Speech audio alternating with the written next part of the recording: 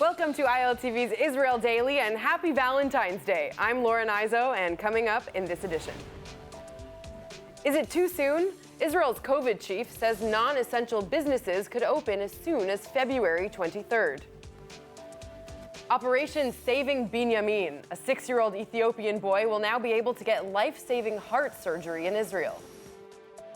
And is Biden snubbing Bibi? Experts say they haven't spoken yet because of Iran.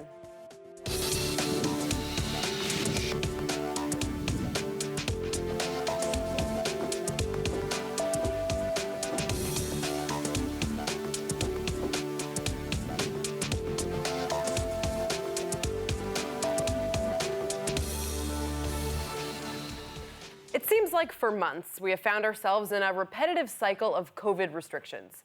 Every time we think there might be a glimmer of hope, cases seem to skyrocket. And each time we get a taste of normalcy, it's only a matter of time until the cycle begins again. According to the man leading Israel's COVID task force, it's almost time to give a green light for the next phase in Israel's gradual journey out of lockdown. More in the next report. חבר'ה, יש לי מסר חשוב עבורכם, 10 שניות.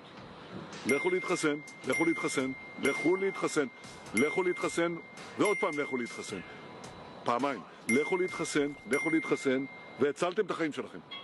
Israel's prime minister has taken his message to TikTok, telling Israelis to get vaccinated as soon as possible.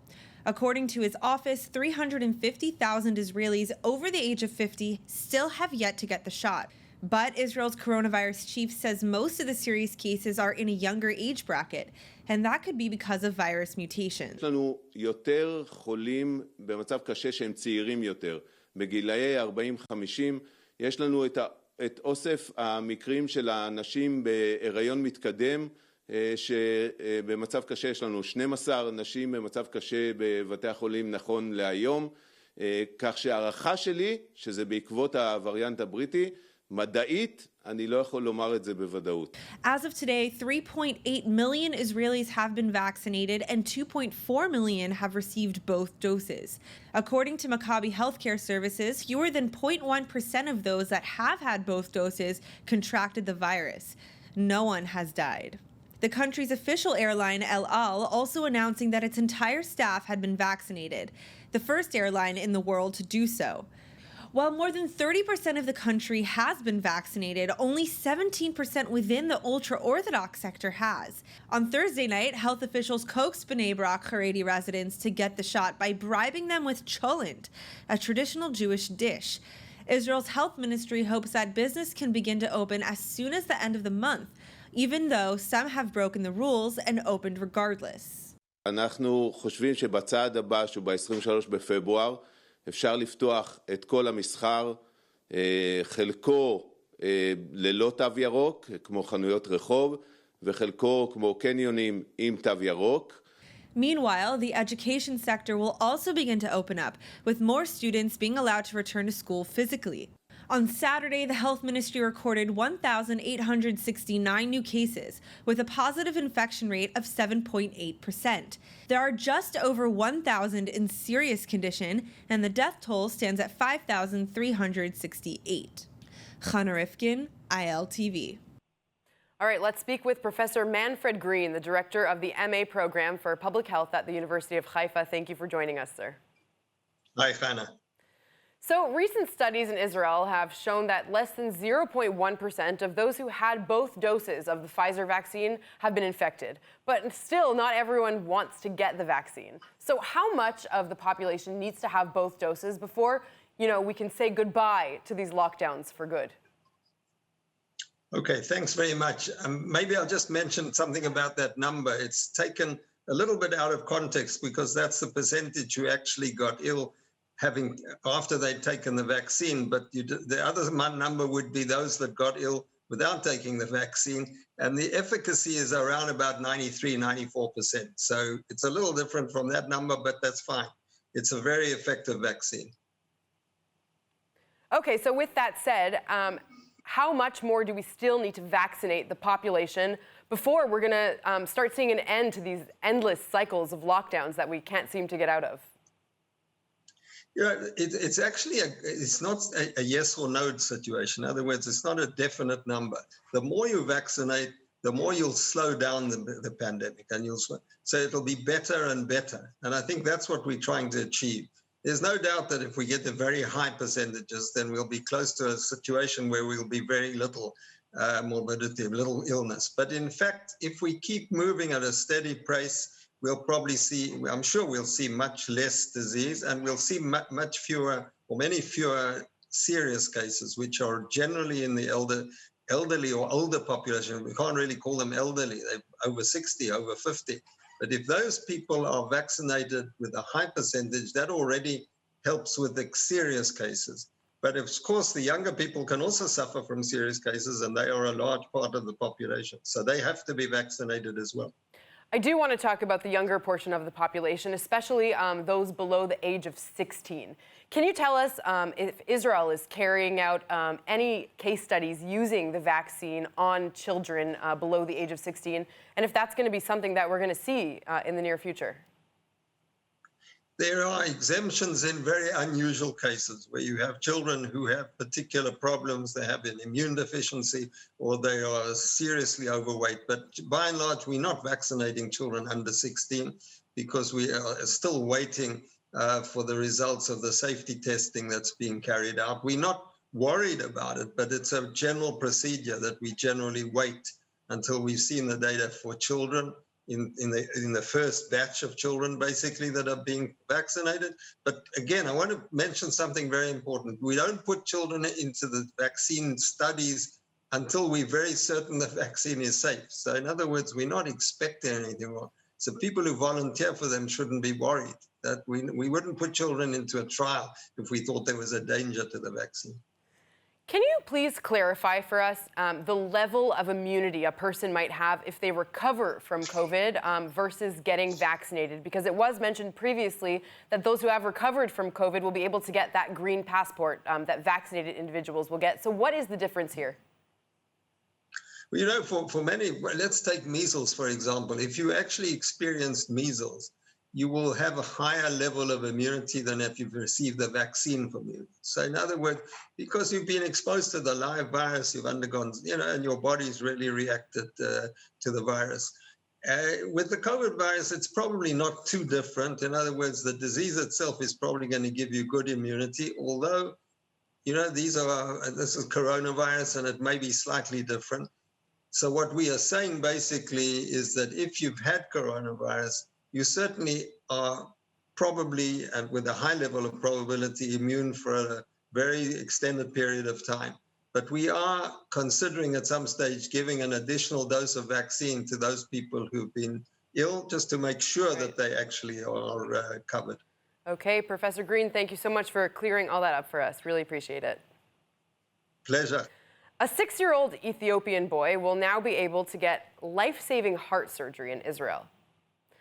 Here is Binyamin Tasfun exiting an airplane at Ben Gurion Airport with Aliyah and Integration Minister Pnino Tamano-Shata.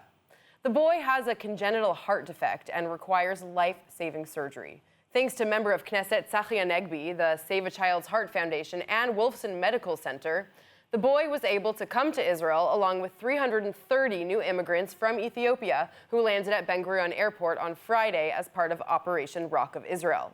His flight had originally been postponed due to COVID, but a viral tweet got Binyamin a spot on this weekend's flight, unfortunately without his mother, who the Foreign Ministry has promised will be able to join him soon. The United States is accusing Israel of double standard when it comes to flight exceptions, as most of the world's skies are closed to travel. Israel has organized emergency rescue flights through its El Al airline to bring Israelis home who are stranded abroad in light of COVID. Now the U.S. calling it unfair, saying that if Israeli airplanes are permitted to land in the U.S., the same should be true for American planes in Israel. The U.S. Department of Transportation reportedly complained to Israel's Foreign Ministry and Transportation Ministry, saying that this situation violates an aviation agreement between the countries, which was meant to guarantee equal treatment of Israeli and American airlines. It's been nearly a month since Joe Biden was sworn in as the 46th president of the United States. And he still has yet to call Benjamin Netanyahu. Some experts are alleging it's all because of Iran and Biden's commitment to rejoining the JCPOA nuclear deal. Let's speak to Reserves Major Dan Pfefferman. Thank you so much for joining us. Pleasure. So is it possible that Biden has not yet called Netanyahu because of this awkwardness over the Iran deal? Look, it's certainly possible that the new president, Joe Biden, hasn't called Netanyahu, possibly because of bad blood between them when Biden was vice president, possibly because of the policy that this administration is planning on Iran, and possibly, some people are throwing out there as a sign of things to come from this administration, the policy on Iran and the policy on Israel, and maybe they're signaling something here. I personally don't think any of that's true. I think this administration has come into office with a lot on its plate, a lot of very urgent issues, from the economy to dealing with the COVID crisis, and frankly, fixing a lot of the strained relationships that were left over from the previous Trump administration. So if we're talking about dealing with trade and immigration issues, and you see the phone calls that went out to Mexico and Canada, if you look at the strategic rivalry with Russia, and so you look at the phone calls that went out to NATO allies, and if you look at the strategic rivalry from China, and therefore the phone calls to Japan and Korea and other Far East allies, frankly, it's just signaling that maybe Israel and the Middle East are not atop the priority list for this administration. But you have to admit that he did call a lot of world leaders, and this is probably one of his, top priority issues, the Iran deal, is it not? The Iran deal, I think, is going to be forced on this administration as a priority issue, but that doesn't mean that Israel is a priority issue, and maybe that's a good thing that Israel is not a top priority. There's nothing burning here going on. It could also be that with elections coming up here again, for the countless number of times in recent years, he doesn't want to be seen as interfering in our elections here. It could all be the case, although I understood that when he first won the election in November, Netanyahu was one of a few world leaders that did receive a phone call from President Biden. Well, so I think we're reading a little too much into it. So on top of that, the White House also confirmed that the national security advisors from Israel and from the U.S. have actually spoken twice in the last 2 weeks, probably about the Iran deal. How do we think those conversations are going? Are we making any progress here? I can assume and I can imagine, first of all, these are well-known people that have worked with each other, a lot of people who came from the Obama administration, and of course, in Israel here, the Netanyahu and his advisors have been around for quite some time, so I assume they know each other. I think they are getting past the formalities. They're starting to coordinate intelligence pictures, strategic pictures, and when they can start meeting in person, they're going to possibly talk about coordinating policies, coordinating strategies, possibly even operational scenarios. So they're just trying to get on the same page right now and make sure they get off to the best possible foot they can. And in terms of that Iran deal, what is the best case scenario for Israel?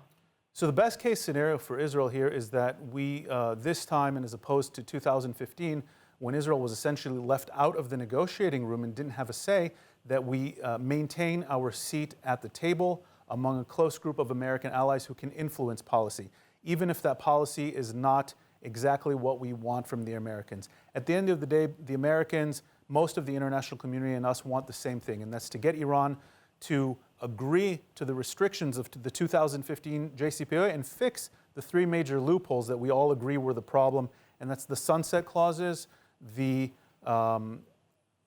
Iran's ability to test and develop ballistic missiles, which is the delivery vehicle for nuclear weapons, and thirdly, Iran's support for regional extremist groups and proxies. And the whole question is, do you get Iran to the table first and then negotiate those extra parts, or do you get them to agree to those extra parts and then come back to the table and release sanctions? And it's going to be a lot of challenges of for the Biden administration. Exactly. Dan Pfefferman, thank you so much. Pleasure. The fate of the Abraham Accords is unclear, specifically in terms of additional countries joining now that Joe Biden is in the White House. While there have been talks that Oman might be the next to normalize ties with Israel after the UAE, Bahrain, Sudan, and Morocco, the country's foreign minister has confirmed that its relationship with Israel would not change. And as regards Israel, we are content so far with the level of our current relations and dialogue, which involve appropriate channels of communication, while at the same time we continue, by the same token, to engage with Palestinians and support efforts for a resumption of direct negotiations sponsored by the United States administration. The International Criminal Court in The Hague has named a new chief prosecutor who will oversee an investigation into Israeli and Palestinian war crimes. After announcing a potential probe 2 weeks ago, Israel has condemned the announcement, while Palestinians have welcomed it. Britain's Karim Khan has been tapped to become the new International Criminal Court prosecutor for a 9-year term starting on June 16th and will replace Fatou Bensouda. So is this appointment good for Israel? Let's find out more from Yonah Jeremy Bob, an intelligence and legal analyst from the Jerusalem Post. Thank you for joining us. Glad to be here. Good to see you. So what do we know about his background? Has he previously been involved in any legal rulings having to do with Israelis or Palestinians? What do we know about his stance on the conflict over here? So he has not been involved specifically on Israel and the Palestinians. He's not on record with that. And it more has to do with the fact that he has a record as a defense lawyer. So most of the people who have been chief prosecutor were only prosecutors. And so their mentality is convict, convict, find the evidence, whether they liked Israel, didn't like Israel, that was their mentality. He has spent a lot of time defending potential war criminals in Kenya, in Sudan, in Libya. And again, he's also been a prosecutor, but the fact that he also has this defense lawyer mentality means that he's been also critical of the current ICC prosecutor for sometimes using evidence, which he said was too weak. So that is something that Israel's very happy about, the United States is very happy about, that maybe he'll have a higher standard of evidence in general, which could also turn out to help both Israel and the United States. Okay, and also so far several countries have opposed opening this investigation at all. What are the chances that the ICC will actually go ahead with it in the end?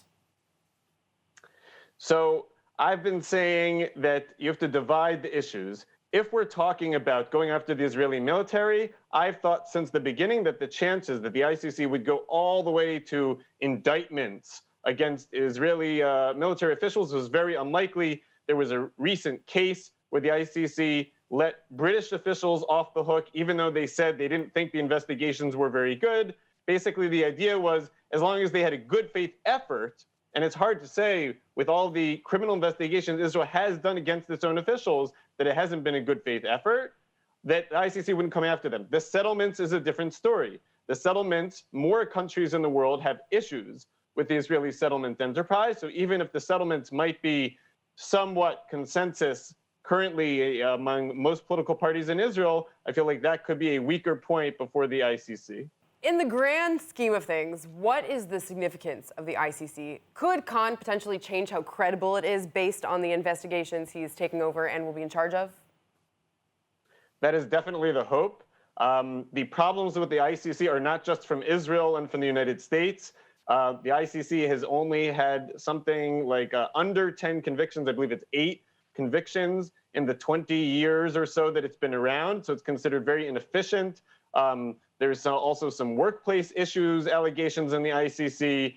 And in general, again, when you're going after the United States and Russia and China are not members, and there's been issues between the ICC and England. So Israel isn't the only one that has issues. So a lot of people have thought that Fatou Bensouda, the current ICC prosecutor, has maybe gone too far in some instances, thrown out too many balls out there, not focused on things where she could get quick and more certain convictions. And so there's a hope that this is one of the reasons that Karim Khan was elected. He's from England, which is a country which is more allied with the United States and Israel. And that was part of the process, that people wanted somebody who would maybe have that more mentality of getting wider acceptance globally.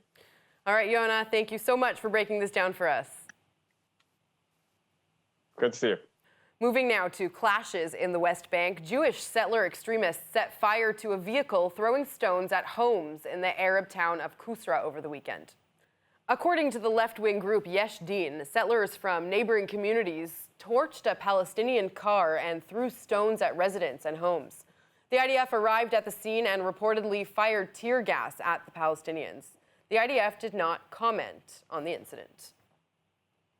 And some major policy changes for the KKL Jewish National Fund organization.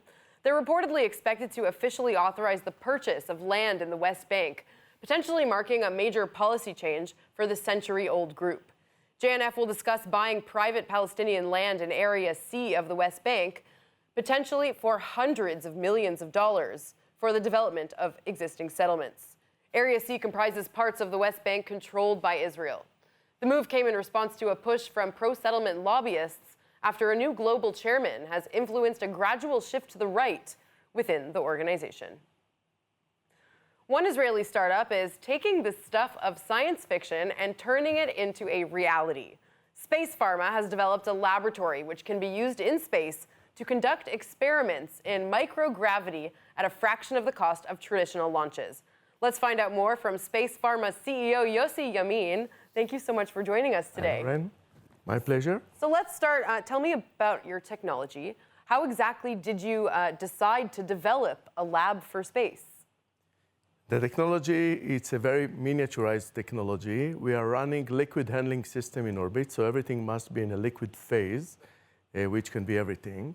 And then we integrate into it stem cells, bacteria, antibiotics, and try to mitigate it while in microgravity condition.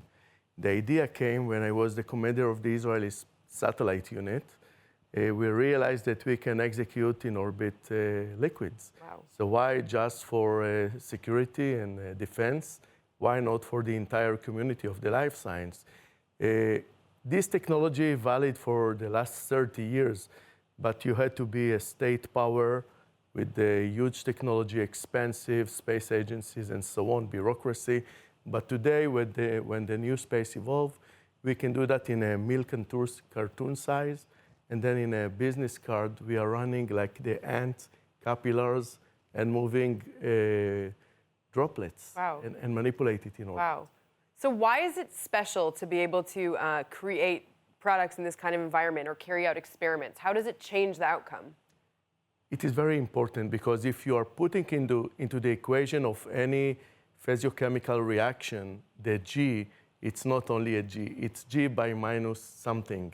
And in orbit, it's G by minus 6. So it's a 1/1,000,000th of a power that we are expressing here on Earth. We cannot detach from Earth. But imagine that someone would tell you that you can fly in orbit without wings. Wow. You think it's a joke, right? But we can run the same reaction in orbit and getting a different results. These results can be then converted to a solid structure and return back to Earth and get it to the body. So on a practical level, what actual kinds of medications, pharmaceuticals, will be able to be manufactured in this lab? We know now that peptide self-assembly can be done in orbit. We know how to improve antibiotics that no one could do before for bacterial resistance. We know to build the crystals, and I believe that more and more technologies will come to to ground, back to Earth, when we will continue with the research in orbit. So what kind of an accomplishment is it going to be to manufacture the first product that says on the label, made in space? For the life science, I think that to improve antibiotics, that can be the next pandemic, similar to the viruses the COVID-19. And nearby that, I think that the fiber optic. So it's also something unique. Wow, a lot of exciting things coming ahead. Absolutely, and Israel is leading. Yossi, thank you so much for coming in today. We really appreciate it. All right, it's time to take a look at the weather forecast with Hannah Rifkin. Now we're starting the new week with more clear weather. Tonight's lows averaging 48 degrees Fahrenheit or 9 degrees Celsius. Tomorrow's highs will average at 66 degrees Fahrenheit or 19 degrees Celsius. Thanks, Hannah. And now, before we go, let's take a look at what's going viral in Israel.